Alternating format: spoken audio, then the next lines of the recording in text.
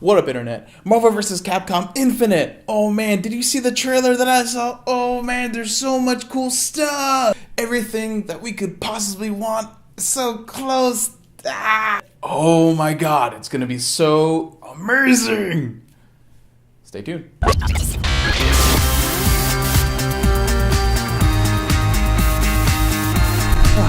Amazing first trailer for the game we've been waiting for at least like 7 years, I guess. The last one was on the PS3, and they just did a HD remaster on the PS4 like maybe 2 or 3 months back.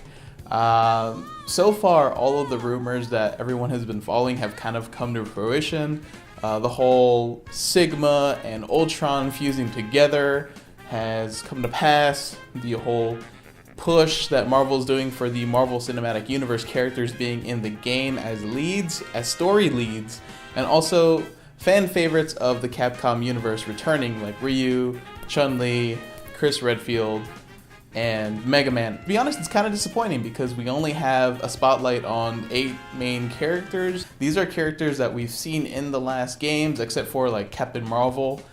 And it's not that we're tired of seeing these same characters. I'm pretty sure people who are fighting game purists are really happy with the roster currently. However, I was hoping for more variety, maybe picking and choosing some of the older characters that we saw back in Marvel vs. Capcom 1 and 2, and I'm hoping to see more universal side characters. Like, you have this whole idea of arcs that span across universes and dimensions and time. You have Ultron going all the way into the future and meeting with Sigma. I mean, you could do so much potential with just that story plot alone. You can have America Chavez, Captain Commando and his like awesome brigade of superheroes, Hayato from Starblade, Cable, Nathan Grey, or even Silk. Another issue that I have is that we didn't really get a spotlight on any of the villains in the story too. Like, I, for one, want to see old villains come back, like Blackheart. Guarantee that Doctor Doom is gonna come back in one way, shape, or form, even if he's not really a part of like the plot that Marvel has for the Marvel vs. Capcom licensing, even though, because his like movie rights are kind of like all in limbo with, you know, Sony and Fox and Marvel and all this other stuff. But he's definitely gonna come back, and I just want to see more diversity in the characters that they're bringing into the Marvel vs. Capcom universe. So it was mentioned a while back, like way before, I guess in like one of the first EVO announcements, that we were gonna get really obscure characters that haven't really had a chance to shine in the Marvel and the Capcom universe. See, I'm hoping they pick and choose some of the really cool, like maybe new Darkstalkers characters, like Jedidoma or Jonathan Tallbane, or maybe even some characters that we haven't seen in the Marvel vs. Capcom universe, like Red Earth characters like Kenji, Hauser, and that lion dude. And for Marvel characters, I'm pretty close to sure we're gonna get more Guardians of the Galaxy characters. We're probably gonna see more main Marvel continuity Marvel Cinematic Universe characters. Like, I want to see Black Panther, I want Ant-Man. Plot has never really been too much of a concern with like the Marvel vs. Capcom games in particular, especially with Marvel vs. Capcom 3, where it just being reduced to just a little bit of scrolling text and maybe 3 or 4 images of artwork. And Marvel vs. Capcom 2, there were essentially almost no endings anyway. But I would love to see the return of like a main storyline, like theme story, kind of like what they've been doing with the Mortal Kombat series, where they've just released one cohesive storyline that involves every main character within the story. And I think it's really great for the viewers, it's really great for anyone who's like really invested in the character relationships, especially within the Capcom universe. I know I read every Street Fighter, every Darkstalkers, every Mega Man comic. Oh man, the Mega Man and Sonic crossovers are pretty insane. Hell, I'm excited.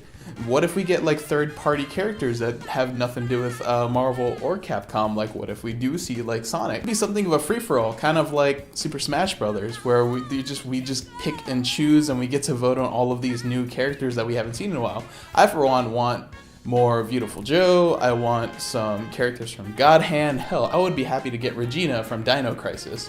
But, you know, I have like a huge wish list. I'm probably going to put a bunch of them down on the comment section or anything. I have a huge wish list of characters. I can't really list them all off the top of my head right now because I'm just like a huge Capcom geek. I've been one since, like, I was a kid going to the arcade. I also want to see how far this storyline is going to go, because you see the whole, you see like Ultron Sigma. You see Ultron Sigma invade Asgard and basically just take over the realm of the gods within the Marvel Universe. So I want to know if there's going to be even bigger scale gods and creatures. Like, I want to know if we're going to see really cool characters like Adam Warlock, Uatu the Watcher, how Galactus is going to play into this. He was in the last game. Maybe we'll get to see old villains like Apocalypse or Onslaught. Or maybe we even get to play as like characters that we haven't seen before, such as Professor Xavier, like really overpowered, like Omega level mutants. But it's kind of up in the air as to whether or not we'll actually be allowed mutants or X-Men characters at all. It's been rumored that we still might be able to get our favorite X-Men characters, although it might be in like post DLC release, which is kind of a cop-out considering what Capcom does anyway. All of the characters are going to be available from the get-go. The only thing we're going to download is basically just like a tiny little unlock code. I'm pretty sure whoever gets the game first is going to be able to see what code is lying underneath in the game itself to see if we have any characters that are like hidden from us right from the get-go. Or it could be like Street Fighter V or Killer Instinct, where we pay for season passes of new characters.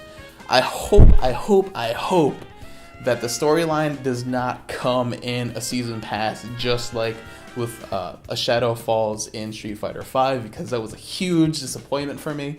One of the big reasons why I just did not even bother to invest in the Street Fighter games itself. Home console games are just kind of the step up and evolution of arcade games, where we can just play with anyone else online. Now, I really hope that they put extra careful consideration into the storyline of Marvel Versus Capcom Infinite. It's one of the main reasons why I'm so excited to play this game. Yeah, I'm kind of out of breath talking about all this stuff.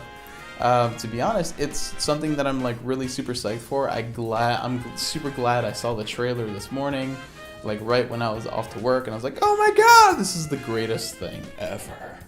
Time, space, the mind, the soul, reality, power. A new universe shall be forged. Heroes of both dimensions. Welcome to ours.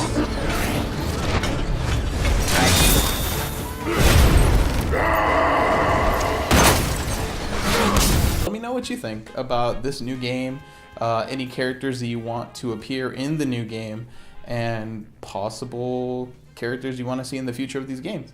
Let me know in the comments below. Like and subscribe, do the things, and I'll hit you back soon with another video. Take care, guys.